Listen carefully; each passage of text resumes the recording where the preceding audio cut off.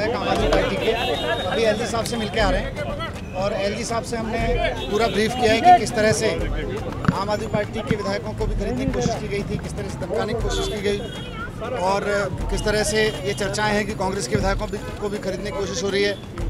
इस तरह की 20-20 करोड़ रुपए की ऑफर से एमएलए को खरीद के बनी हुई सरकार देश का भला नहीं कर सकती, दिल्ली का भला नहीं कर सकती, वो तो बेईमानी कर सकती है, महंगाई बढ़ा सकती है। सारी बातें हमने एलजी साहब को कही हैं और उनसे रिक्वेस्ट किया है कि अब सरकार बनने की कहीं से कोई संभावना नहीं है। पहले जब हमने 14 तारीख को रिज़ाइन किया था, 14 फरवरी को, उसके बाद असेंबली को सस्पेंशन में रखा गया था कि शायद कोई चुनी हुई सरकार बनने की संभावना रखे, ऐसा उनका फैसला था। हमने तो तब भी रिकमेंड किया था विधानसभा बंद करने के लिए, तो उनसे अब हमने रिक्वेस्ट किया कि अब सारी संभावनाएं खत्म है।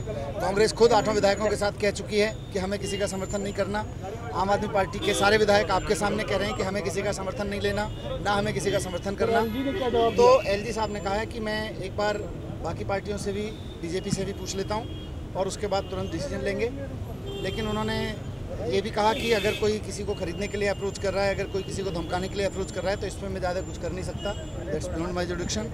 लेकिन वो पार्टी से बात करके और इस पर जल्दी से कोई फैसला लेंगे। मैंने उनको ये भी रिक्वेस्ट किया कि ये पार्टियों के हित की बात नहीं है, दिल्ली की जनता के हित की बात है, क्योंकि शिक्षा, स्वास्थ्य, स्कूल, अस्पताल से लेकर सड़क, सफाई, बहुत सारे मसले, पानी, बिजली, ये सारे मसले अटके पड़े हैं, लोग दुखी हैं। तो उन्होंने कहा कि मैं जितना जल्दी हो सकेगा उस पर फैसला लूँगा, अपनी रिपोर्ट प्रेसिडेंट साहब को भेजूँगा।